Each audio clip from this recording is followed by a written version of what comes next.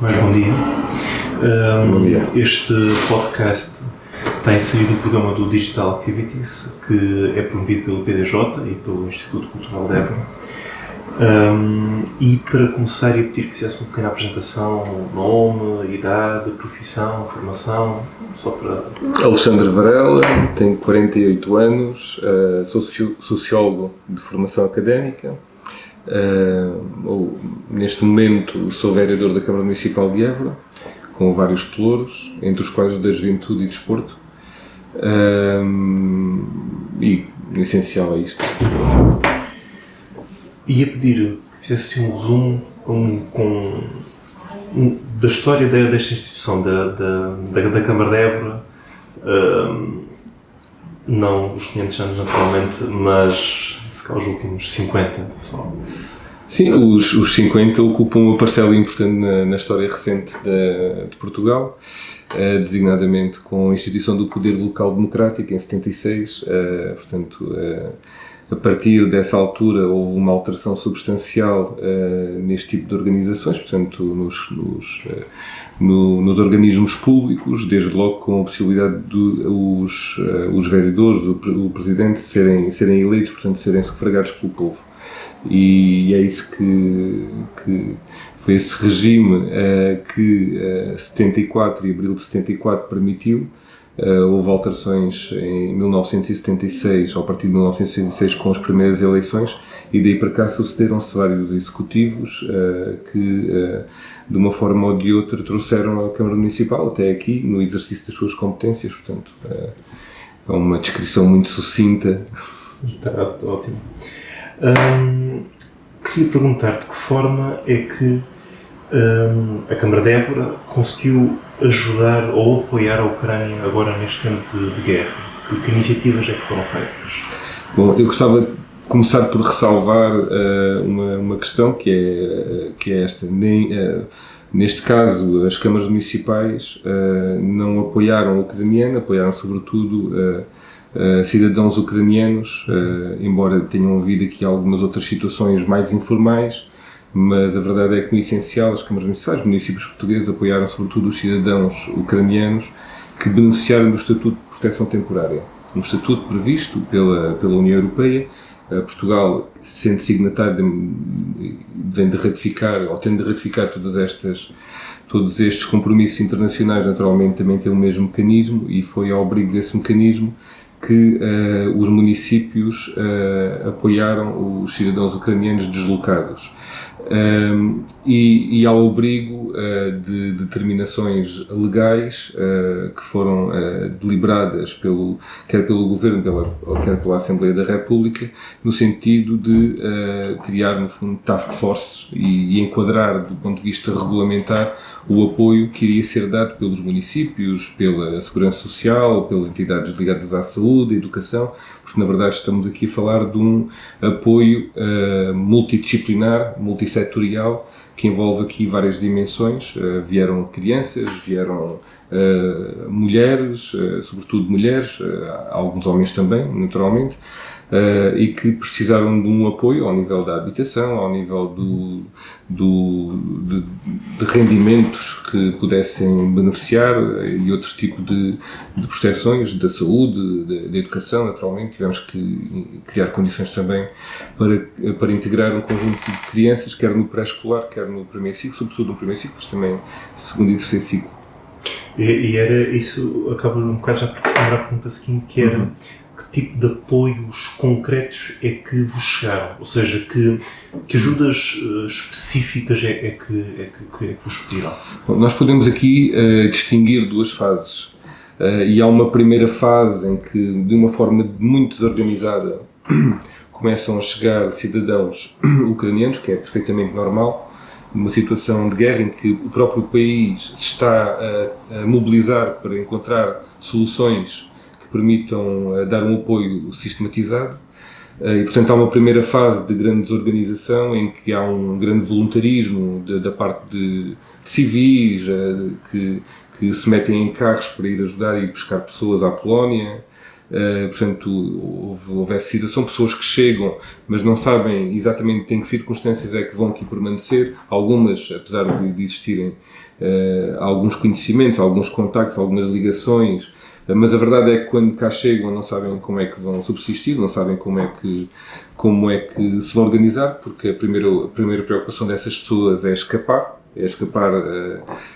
à situação que estavam a viver e, portanto, essa é uma primeira fase e nessa primeira fase o que procurámos fazer dentro das nossas competências foi haver um enquadramento não só do município, mas de outras entidades com as quais nos relacionamos e nessa fase ainda não estamos a falar de educação nem da saúde, estamos a falar sobretudo ao nível das IPSS, estamos a falar ao nível de pessoas, até de contactos que temos em Évora, de pessoas que são ucranianas ou que falam ucraniano e que se predispõem a ajudar, criar linhas de contacto.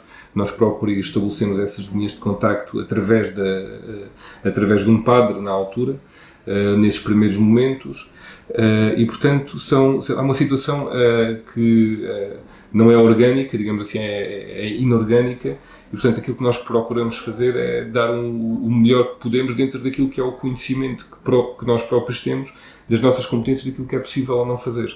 Portanto, foi um pouco por aí, desde carregar ou ajudar a carregar caminhões com o pessoal da Câmara Municipal que foi há momentos de coleta de bens que são depois enviados para a Ucrânia e até outras situações em que fazemos o encaminhamento, que no fundo esse encaminhamento é algo que vai acontecer na fase posterior, na fase seguinte, já de estabilização, que é o encaminhamento dentro da nossa rede social e, portanto, é isso também que nós fizemos.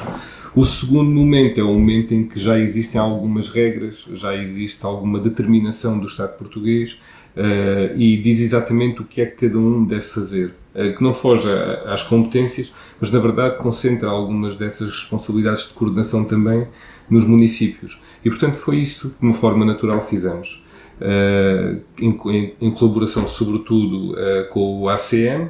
Portanto, o ACM tem aqui uma responsabilidade grande ao nível da integração e da coordenação destes processos, né, nesta fase, e a partir do momento em que é concedido o Estatuto de Proteção Temporária, no fundo aquilo que nós fizemos foi concentrar e centralizar o primeiro contacto com as pessoas e depois a partir daí integrar crianças na escola, encaminhar aos serviços de saúde, encaminhar a entidades que prestam apoio social, por exemplo, e até à própria segurança social. Portanto, no fundo é um papel de pivô que o município faz.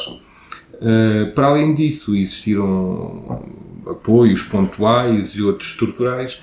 Em relação aos estruturais, há um que é importante, que é a disponibilização de algumas casas do município, não da Abévora. A Abévora é uma entidade externa, portanto, que gera o património do município, mas na verdade de acordo com regras próprias. Mas aquilo que nós fizemos foi disponibilizar algumas casas que o município tem, ainda hoje estão a ser ocupadas por pessoas ucranianas que, beneficiando do estatuto, no fundo estão também a beneficiar dessas casas. Infelizmente nem temos casas para todos. De qualquer das formas, aquilo que procuramos fazer e procurámos sempre fazer foi dar sequência ao estatuto e aos benefícios que o estatuto concede, designadamente o RESI, a possibilidade do pagamento de RESI aos refugiados, assim como a integração no mercado de trabalho, o que for, pronto. Portanto, essas questões, de um modo geral, parece-me que respondemos afirmativamente enquanto país, a uma grande necessidade que se colocou, emergente.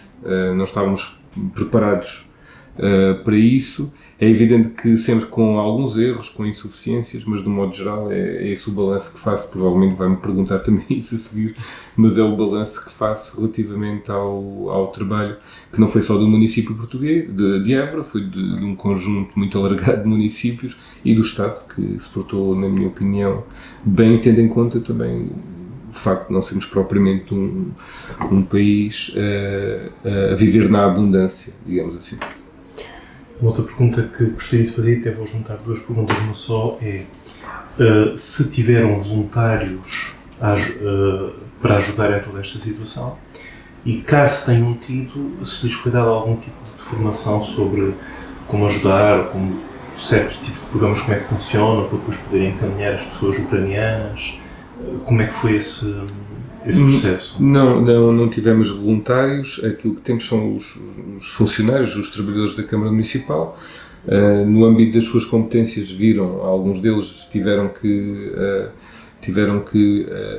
munir-se de algumas competências acessórias, digamos assim, para poder lidar com esta situação, mas de um modo geral as coisas também foram facilitadas, e aqui um problema essencial é a língua, a barreira linguística, e a esse nível as coisas também foram facilitadas porque existe uma comunidade ucraniana em Évora já antiga, portanto algumas pessoas estão aqui há 20 e tal anos e portanto dominam perfeitamente o português, dominam a cidade, digamos assim, apesar de haver sempre alguma insuficiência, alguma dificuldade, mas essas pessoas foram fundamentais dentro deste processo, em termos de fazer a ponte entre a administração, porque nós sabemos que as administrações são sempre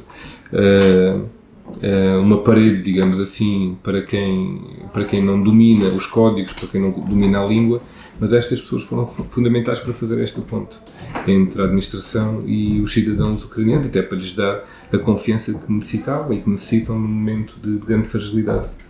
E para além de toda essa ajuda que foi dada nesse momento inicial de chegar, como é que se havia de integrar e tudo mais, ainda continua a haver ajuda por parte do município para essas pessoas? Ainda continua a haver ajuda do município, e enquanto o Estatuto de Proteção Temporária decorrer, o município vai continuar a dar o apoio necessário.